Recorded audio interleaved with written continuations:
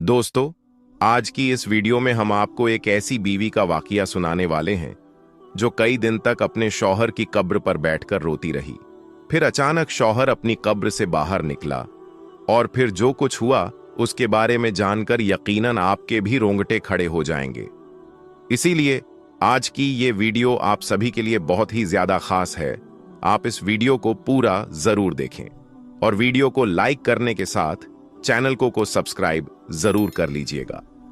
दोस्तों, हमारे करीब के गांव में एक साजिद नाम का लड़का रहता था जो कोई खास पढ़ा लिखा हुआ नहीं था और ना ही उसकी कोई खास शक्ल सूरत थी। इस वजह से वो कहीं पर भी उसकी शादी नहीं हो रही थी। लेकिन उसकी खूबसूरत कजन थी जिसका नाम जरीना था, जिससे वो दिल ही दिल में बहुत ज्यादा मोहब्बत करने लगा था। एक दिन साजिद ने अपने घर वालों से कह दिया कि मैं अपनी उसके साथ शादी करना चाहता हूं।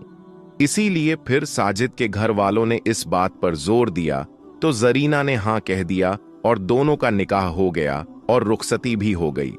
फिर जब जरीना साजिद के घर पहुंच गई और जब उसके साथ रहने लगी तब उसे यह पता चला कि ये लड़का तो वाकई में एक जाहिल इंसान है। ये देखकर वो सोच में पड़ गई। उसकी ना शक्लो सूरत थी और ना ही उसमें कोई अक्ल है। मेरी सारी जिंदगी इस जाहिल इंसान के साथ में कैसे गुजरेगी। बस यही बातें सोचकर जरीना ने अपने दिल ही दिल में साजिद को नापसंद करना शुरू कर दिया था, लेकिन वो खामोश रही। और दोस्तों, शादी के 3-4 दिन के बाद आमतौर पर दुल्हन अपने माँ बाप के घर में चली जाती है, वैसे ही यह लड़की भी अपने घर चली गई, ये सोचकर कि मैं कभी भी इस घर में वापस नहीं आऊंगी। लेकिन उसको अपने माँ बाप के साथ में बात करने की हिम्मत ना हो रही थी।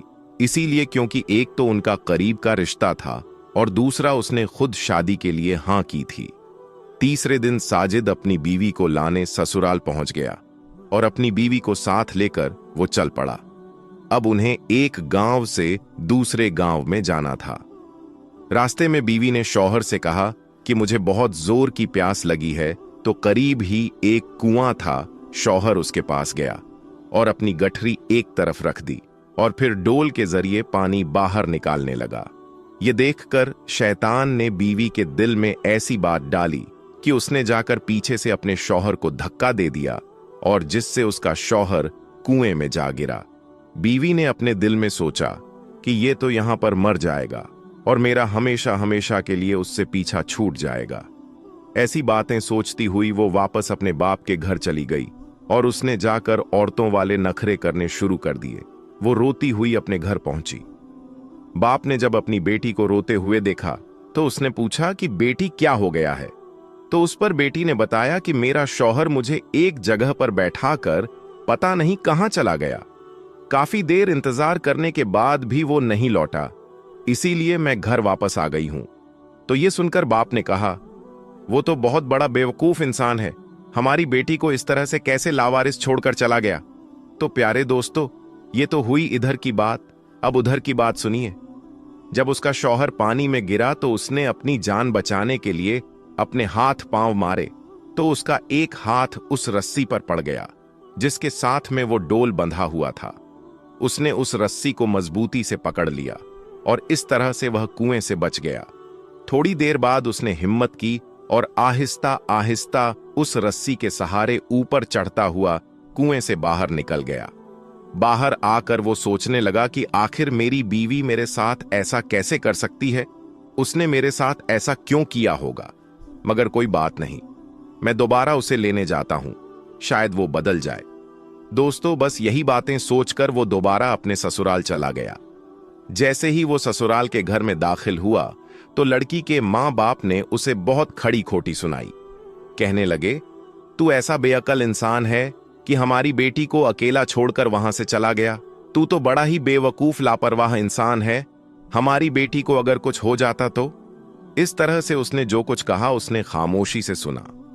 फिर आखिर में सिर्फ इतना ही कहा, मुझसे बहुत बड़ी गलती हो गई है, अब आगे ऐसा नहीं होगा, आप अपनी लड़की को मेरे साथ भेज दें। जब लड़की के माँ बाप ने देखा कि इस बात पर वो बहुत ज्यादा शर्मिंदा हो रहा है तो फिर उन्होंने अपनी बेटी से कहा, कोई बात नहीं बेटी, अब तुम उसके साथ में चली जाओ, अब ये ऐसा नहीं करेगा। अब उसकी बीवी फिर से उसके साथ तो चल पड़ी, लेकिन उसके दिल में एक बात बार बार आ रही थी और वो सोचने लगी कि अगर ये अनपढ़ है, बेअकल है, उसकी शक्ल सूरत अच्छी नहीं है, पर उसने मेरे माँ बाप के सामने मेरी ऐब को छुपाया, उसका दिल बहुत बड़ा है। अगर आज ये मेरे माँ बाप के सामने मेरी हरकतें खोल देता तो मैं अपने माँ बाप को मुंह दिखाने के काबिल नहीं रहती। बस इस बात से बीवी के दिल में ऐसी मोहब्बत पैदा हुई कि वो अपने की पर बहुत ही ज्यादा शर्मिंदा हुई। उसने सच्चे दिल से अपने शौहर को अपना भी लिया। शौहर ने देखा कि उसकी बीवी अपने के पर बहुत ज्यादा शर्मिंदा है और वाकई में उसमें काफी तब्दीली भी आ गई थी।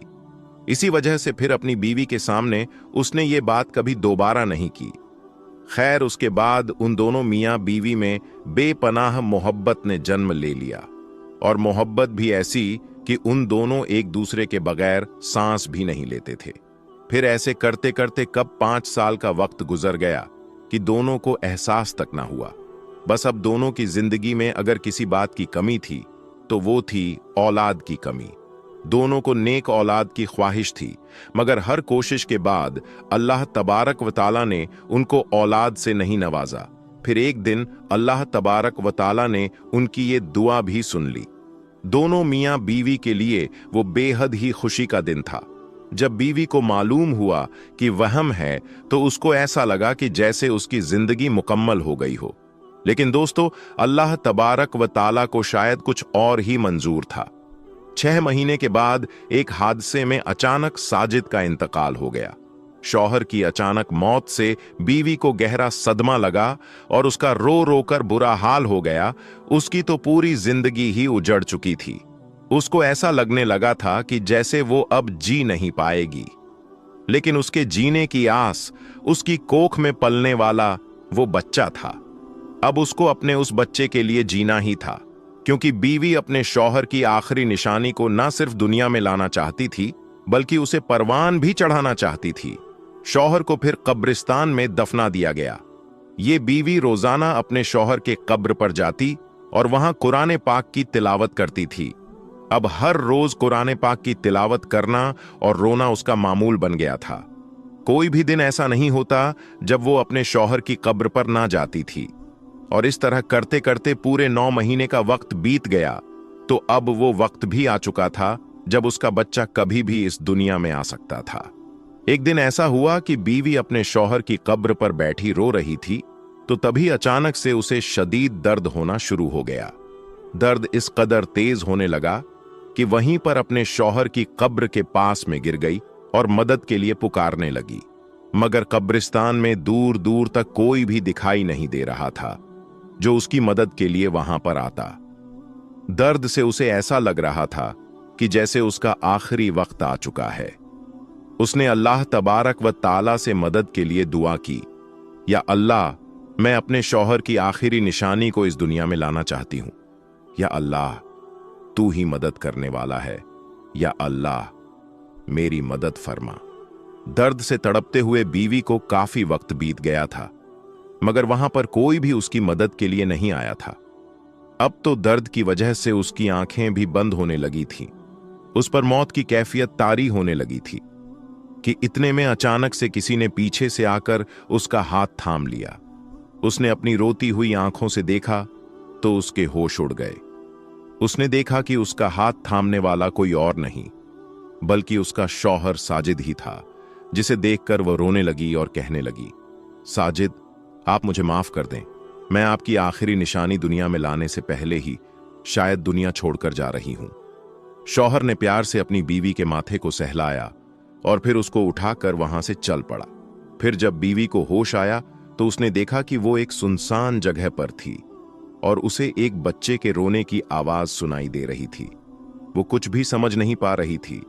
फिर उसने अपने शौहर को जोर जोर से पुकारा, तो फिर एक औरत उसके पास आई और कहने लगी, मुबारक हो, अल्लाह तबारक व ताला ने आपको बेटे से नवाजा है। जरीना ने फौरन पूछा कि मैं कहां पर हूं, तो उस औरत ने बताया कि तुम बहुत बुरी हालत में थी। तुम्हें मेरे पास एक शख्स छोड़कर गया था। मैं इस गांव में दाई का काम करती हूं। अच्छा हुआ ठीक वक्त पर तुम यहां पर आ गई, वरना तुम्हारी और तुम्हारे इस बच्चे की जान भी जा सकती थी। जरीना ने पूछा कि वो शख्स कौन था। तो औरत ने कहा, उसने मुझे कुछ नहीं बताया, बल्कि उसने अपना चेहरा एक चादर से छुपा रखा था और तुम्हें मेरे हवाले करके पता नहीं वो शख्स कहां चला गया। प्यारे दोस्तों, वो अजनबी शख्स कौन था? उसका शौहर था या फिर कोई और? जरीना आज तक इस बात को समझ नहीं पाई, लेकिन हां, जो भी था वो अल्लाह की तरफ से गैबी मदद थी। उसने अपने बेटे को देखा और फिर सीने से लगाकर फूट फूट कर रोने लगी और अल्लाह का शुक्र अदा करने लगी। आज सालों बीत गए, लेकिन जरीना ने अपने शौहर की कब्र पर जाना आज तक नहीं छोड़ा। जरीना आज तक अपने शौहर को नहीं भूल पाई। वो खुश है कि उसके शौहर की आखिरी निशानी यानी कि उसका बेटा उसके साथ में है। दोस्तों, इसी तरह का एक और वाकया सच्ची हिकायत और नसीहत की किताब से आपको बताते हैं। एक साहब कहते हैं कि मैं हर जुमा को सुबह फज्र की नमाज के बाद अपने वालिद साहब की कब्र पर जाया करता था और उनकी कब्र पर जाकर फातिहा खानी करता था, और उसके बाद मैं वहीं से अपने काम की तरफ निकल जाया करता था। एक बार ऐसा हुआ कि मैं जुमे के रोज सुबह फजर की नमाज के बाद कब्रिस्तान गया। मैंने जैसे ही कब्रिस्तान में अपना पहला कदम रखा तो मैं बहुत हैरान और परेशान हो गया, क्योंकि उस दिन कब्रिस्तान में ऐसी खुशबू आ रही थी कि ऐसी खुशबू मैंने आज तक कभी नहीं सूंघा था, और ना ही ऐसी महक मैंने उससे पहले महसूस किया था। आज मैंने उस नए खुशबू को कब्रिस्तान में महसूस किया था, और उस खुशबू ने मुझे बेचैन कर दिया, क्योंकि वो खुशबू किसी भी तरह से इस दुनिया की खुशबू नहीं लग रही थी। खैर, उसके बाद मैं अपने वालिद साहब की कब्र पर पहुंचा और फातिहा खानी करने लगा। उसके बाद मैंने देखा कि मेरे वालिद साहब की कब्र के फासले पर एक नई कब्र बनी हुई है। उस पर ताजा फूल और नई चादर रखी हुई है। उससे अंदाजा लगाना मुश्किल नहीं था कि यह कब्र 2 या 3 दिन पहले ही तैयार की गई है। उसके बाद जब मैं वालिद साहब के कब्र से फारिग हुआ तो मैं वापस जाने लगा। फिर मैंने सोचा कि क्यों ना इस नई कब्र पर भी दुआएं मगफिरत मांग लूं। यह सोचकर मैं उस नई कब्र की तरफ चल पड़ा और वहां जाकर मगफिरत की दुआ मांगने लगा।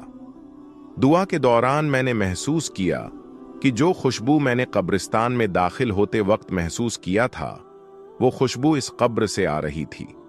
फिर मैंने उस कब्र की मिट्टी को मुट्ठी में भरा तो उस मिट्टी को छूते ही मैं एकदम से हैरान हो गया, क्योंकि उस कब्र की मिट्टी बहुत ठंडी थी, जैसे नम हो, लेकिन वो मिट्टी खुश्क थी, यानी कि सूखी थी। इसलिए मैं इस बात को देखकर भी हैरान हुआ कि इस कब्र की मिट्टी कितनी ठंडी और नम है। उसके बाद मैंने अपनी हैरत को अपने पास रखा और उस मिट्टी को वापस उसी कब्र में डाल दिया और अपने हाथ झाड़ते हुए वहां से चल पड़ा और वहीं से अपनी दुकान पर चला गया और दुकान खोलकर बैठ गया। उसके बाद मेरी दुकान पर जब पहला ग्राहक आया और उसने जो सामान मुझसे मांगा, मैंने उसे वो सामान दे दिया। जैसे ही मैंने उसे सामान दिया तब वो कहने लगा कि भाई, आज तो खुशबू बड़ी कमाल की लगाए हुए हो। उसकी बात सुनकर मैं हैरान हुआ कि भाई, कैसी खुशबू? मैंने तो कोई खुशबू नहीं लगाई है, मेरे हाथों पर तो मिट्टी लगी हुई है, देखो। ये सुनकर वो ग्राहक कहने लगा, क्यों मजाक कर रहे हो भाई, आपने बहुत अच्छी खुशबू लगाई है, और वो भी ऐसी खुशबू की मैंने इससे पहले कभी भी महसूस नहीं की।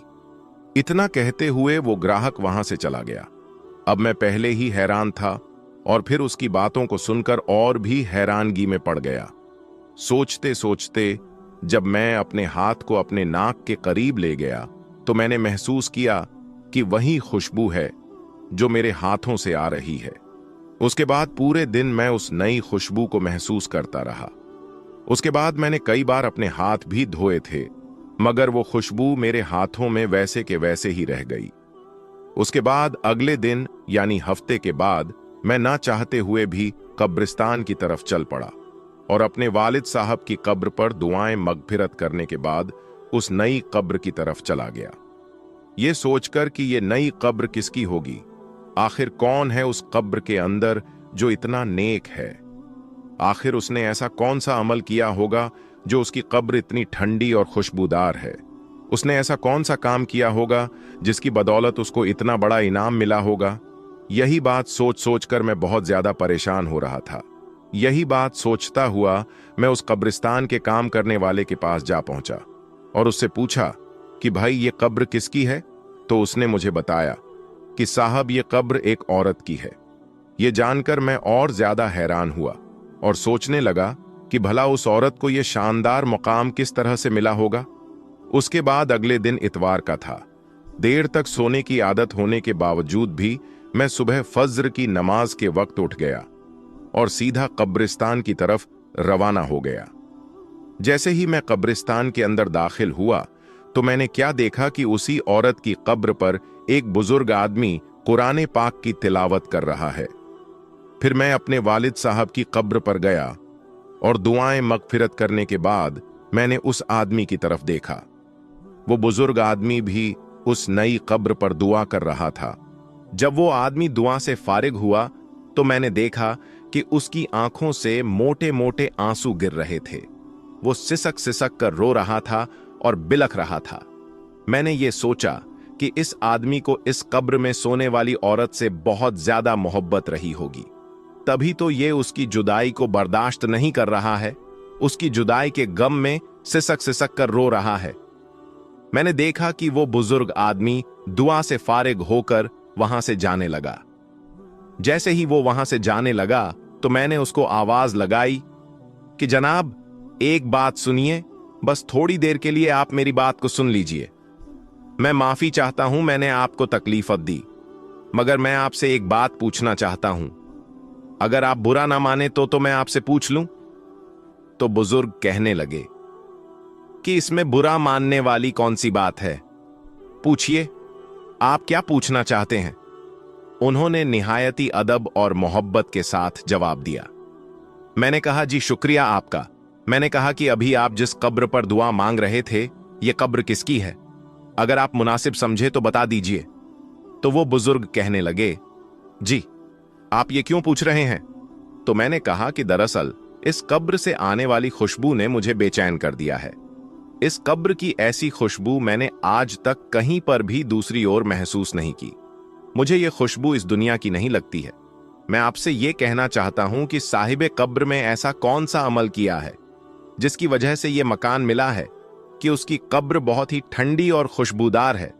ये सुनकर उस बुजुर्ग ने ठंडी आह भरी और कहने लगे कि कब्र ठंडी और खुशबूदार क्यों ना होगी, उसने अल्लाह को राजी ही इस तरह से किया है। जी मैं यही तो जानना चाहता हूं कि उसने ऐसा कौन सा अमल किया है, ऐसा कौन सा काम किया है जिससे उसको ये इनाम मिला है। तो वो बुजुर्ग कहने लगे कि ये मेरी बीवी की कब्र है। 30 साल का हमारा साथ रहा है। मैं 4 बहनों का एक लौता भाई हूं। मेरी बहनों को और मेरी मां को मेरा सेहरा देखने का बहुत शौक था। जैसे ही मैं किसी काम पर लगा तो उन्होंने चांद जैसी दुल्हन तलाश करनी शुरू कर दी। फिर कुछ ही दिनों में लड़की भी ढूंढ निकाली और उसके साथ मेरी शादी करवा दी। मेरी मां और मेरी बहन अपनी अरमान दिल खोलकर पूरे किए। उसके बाद शादी की पहली रात ही मैंने उसका घूंघट उठाने से पहले ही अपनी पग उसके कदमों में रख दी और साफ साफ अल्फाज में उसको बता दिया कि आप मुझे माफ कर दो, मैं आपका हक अदा नहीं कर सकता। मैं इस लायक नहीं हूं कि मैं आपकी ख्वाहिश को पूरी कर सकूं। यानी कि मैंने उसको साफ साफ बता दिया कि मैं एक नामर्द इंसान हूं। मैं शादी नहीं करना चाहता, मगर मैं अपनी मां और बहनों की खुशी के खातिर खुद गर्ज बन गया और सिर्फ उनके ख्वाहिश के लिए आपसे शादी की है। अब अगर आप चाहो तो मुझे छोड़कर जा सकती हो। यह सुनकर मेरी बीवी ने मेरी पग उठाई और वापस मेरे सर के ऊपर रख दी। फिर कहा कि आप जैसे भी हो, आप मेरे सुहाग हो, मेरा नसीब हो, मुझे अब आपके साथ ही रहना है। उस दिन के बाद अल्लाह की उस बंदी ने मेरे साथ 30 साल का वक्त गुजार दिया। मेरे घर वालों की हर कड़वी बात को बर्दाश्त किया, बंज होने के ताने सुने, मगर मेरा पर्दा रखा। अल्लाह कैसे उसकी कब्र को ठंडा और खुशबू ना करता, जिसने इस दुनिया में पाक और साफ जिंदगी गुजारी हो।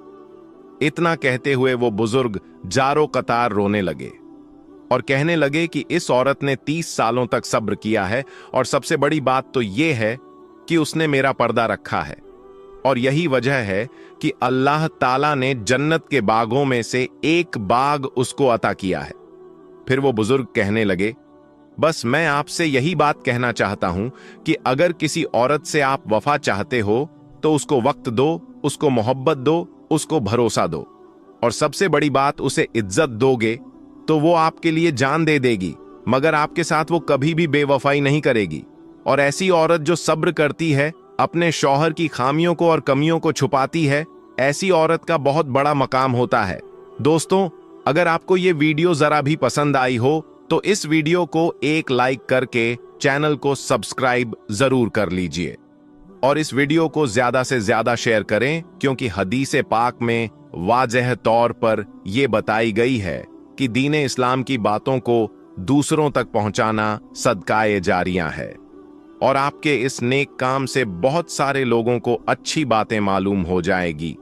इसलिए इस वीडियो को शेयर करके इस नेक काम में हिस्सा जरूर लें। आज की इस वीडियो में बस इतना ही। हम मिलेंगे आपको अगली वीडियो में। तब तक के लिए अल्लाह हाफिज।